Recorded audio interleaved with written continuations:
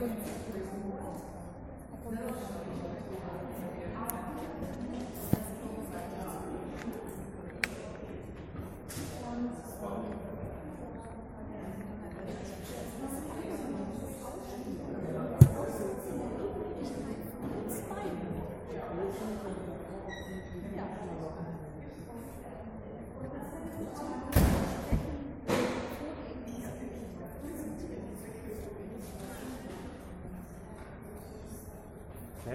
I think I will continue with our next topic. So to introduce myself, I'm David Toth. I'm a PhD candidate and assistant lecturer at the University of Pécs. And my topic today is corruption and compliance in Hungary. Sorry? Yes? Would you like to speak a little bit more up? More loud? Yeah, sure. More louder, please. Okay, sure. First, introductions as definitions of corruption in the Hungarian legal literature. Professor Lajos Samuel said that corruption originally meant the bribing of politicians and among them statesmen only. According to András Sajó, political corruption is a corruption emerging in the functioning of the political system, namely the betrayal of norms that serve public interest in return for any kind of advantage. The definition covers the following of such norms, where the behavior that follows the norm also violates the public interest. Sorry? Kein Problem.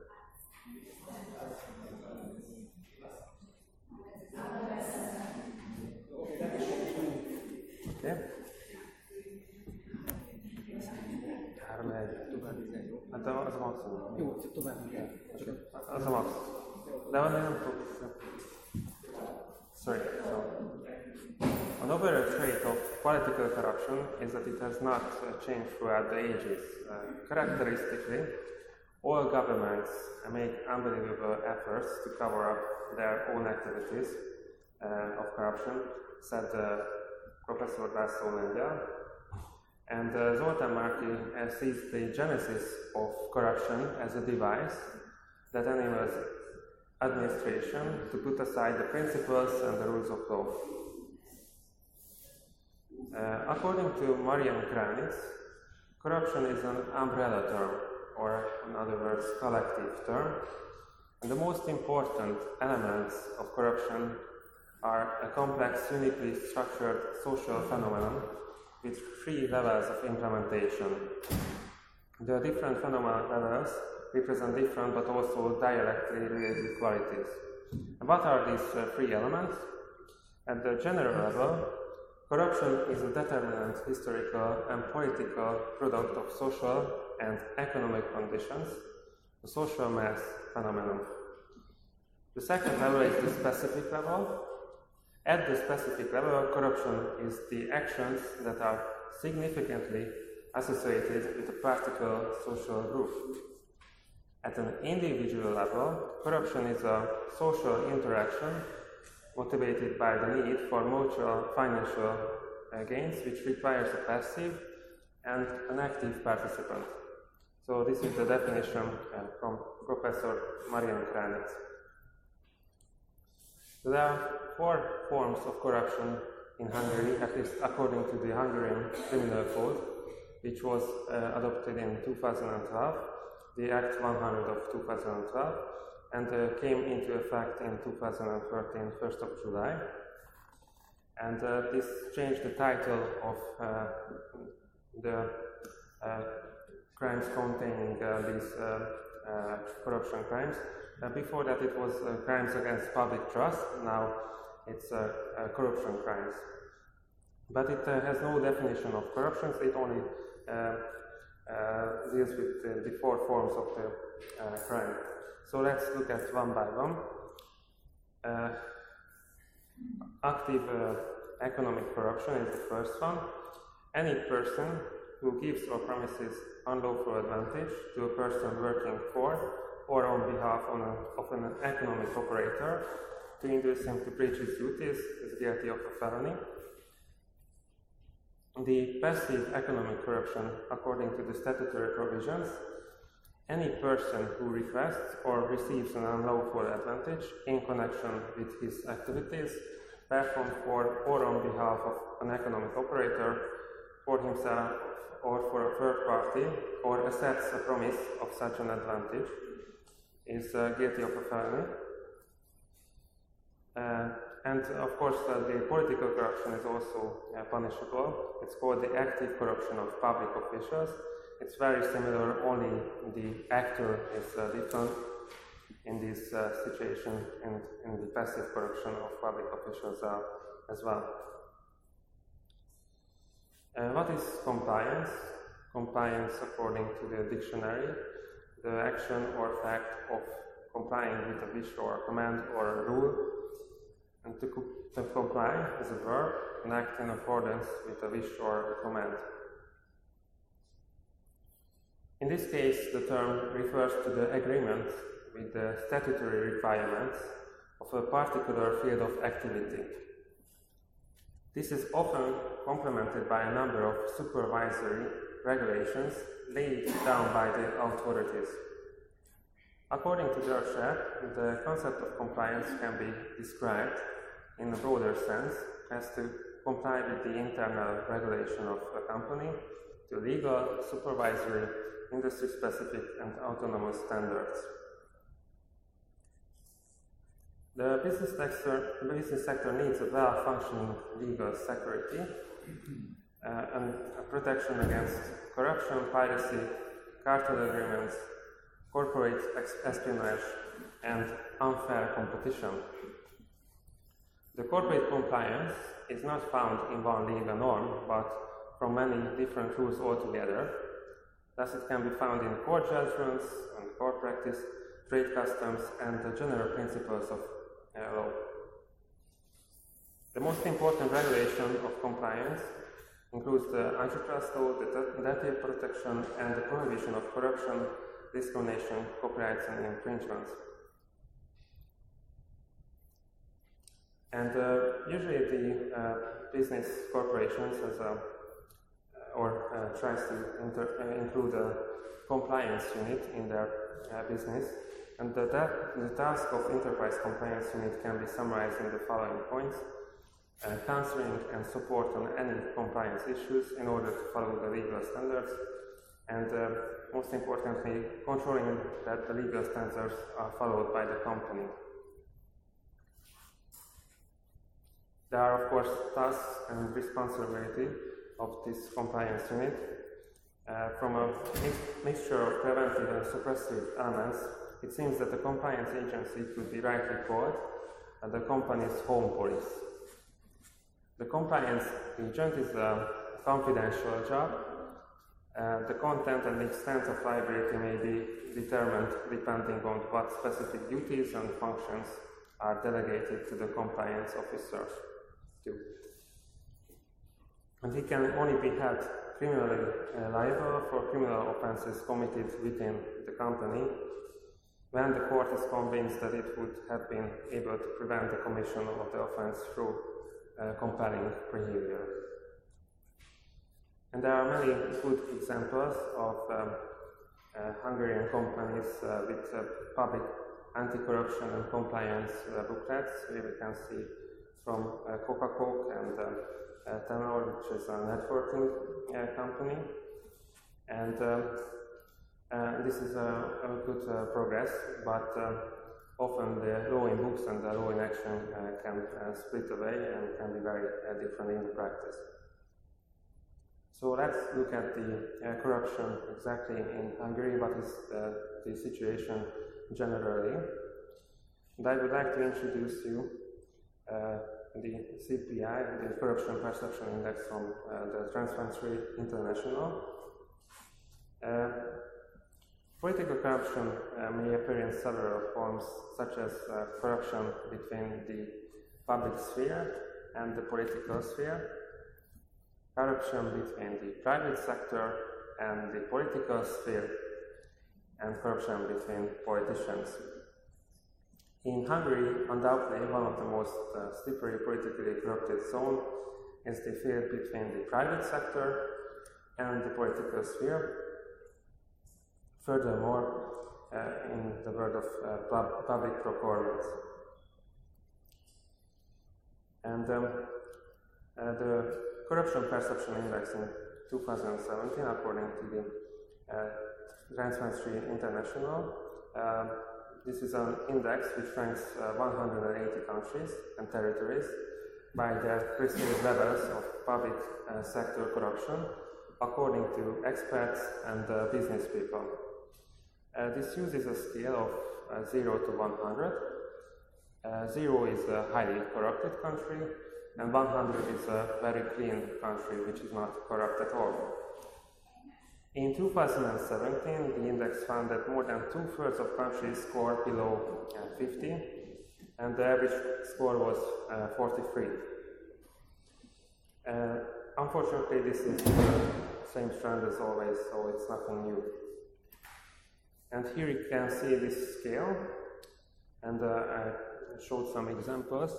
So, as you can see, the worst countries, according to this scale, are Syria, South Sudan, and Somalia. Somalia has only 9 points. Hungary is in the 66th place with 45 points. Nearby countries with similar points are Montenegro, Senegal, and Belarus. And the best countries which are not corrupt or very little corruption exists are New Zealand, Denmark, Finland, and Norway. New Zealand has 89 points. If we look at only the EU countries, the European Union countries, we can say that Hungary is in a very bad situation. Hungary only is in front of Bulgaria. It's in the 27th place, and even Romania is now in front of Hungary. Here we can see only the Central European region and the trend, so year by year. And here we can see the red line is Hungary, and it's a declining trend. So Hungary in 2012 had 55 points, according to the Transparency International, and now only 45 points. And we have the worst trend of the regional countries. So Hungary has a total of 9.5 points, and yes, as I said, Hungary is only in front of Bulgaria. Let's look at the corruption and economic performance in Hungary. Hungary has a relatively low per capita GDP in euro in the European Union, and it's one of the worst economic situation in the European Union. There is a strong correlation between the per capita GDP and the corruption markers. Hungary belongs to the not so developed EU countries, and the Hungarian economy is not so competitive. And here we can see a statistic. In 2017, almost 500 billion forints, approximately 110 million euro, was spent on public procurement by the government. This is almost 10% of the total GDP of Hungary, and this number is 1,500 billion forints higher compared to 2016. Here we can see the trend. So now it's a rising trend, more money is spent on public procurements. In view of the above, the statistical data of the Hungarian public procurement indicates some serious problems in the field of commercial practice in Hungary.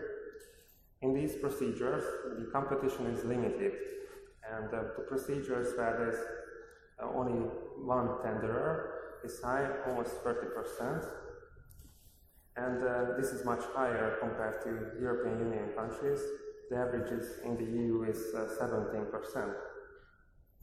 Also, the procedures without public notice is around 13%, which is 3 times higher than the EU average.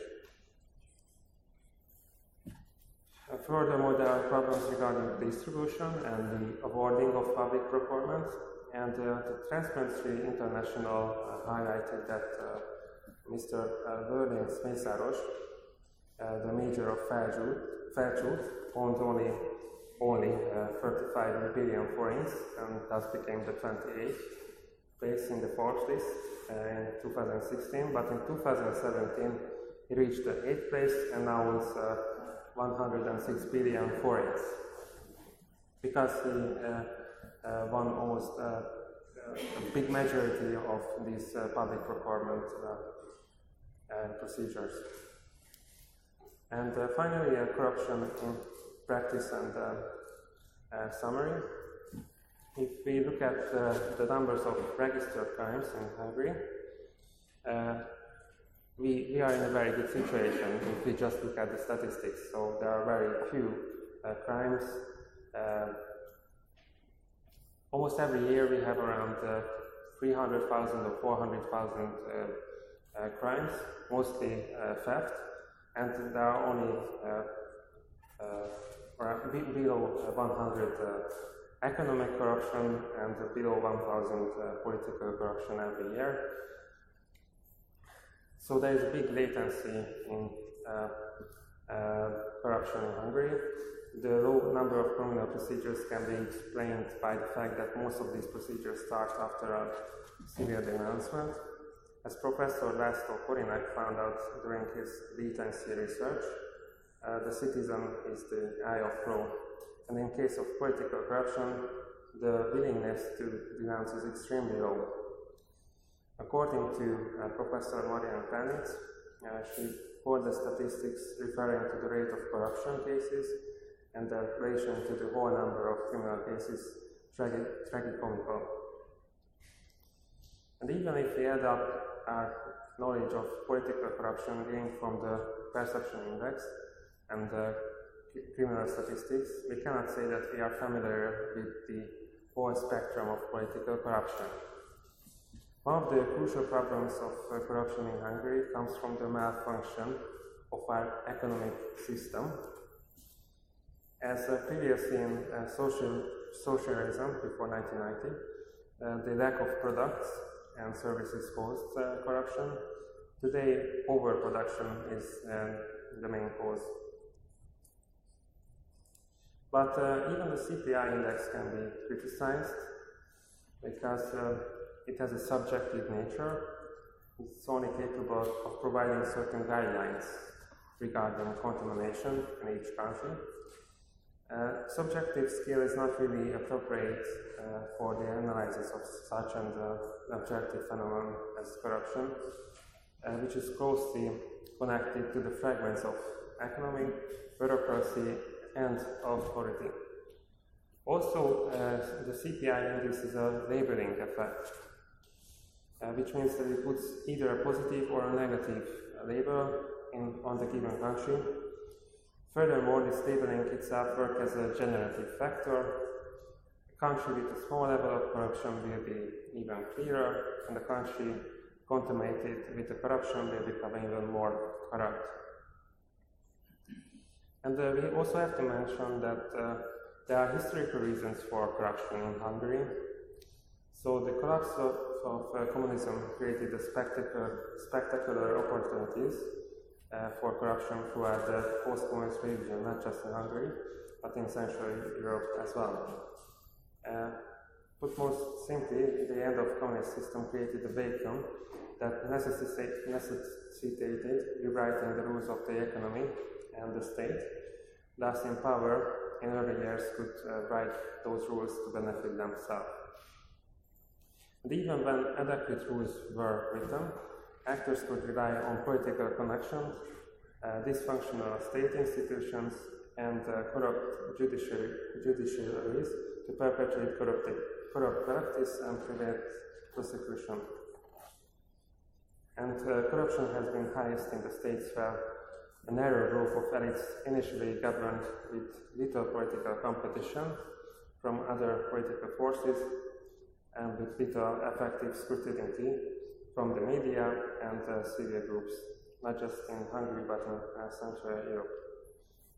In summary, there are of course positive tendencies like the compliance booklets, but there are also negative tendencies like the public procurement, or I can mention the TAO tax system, which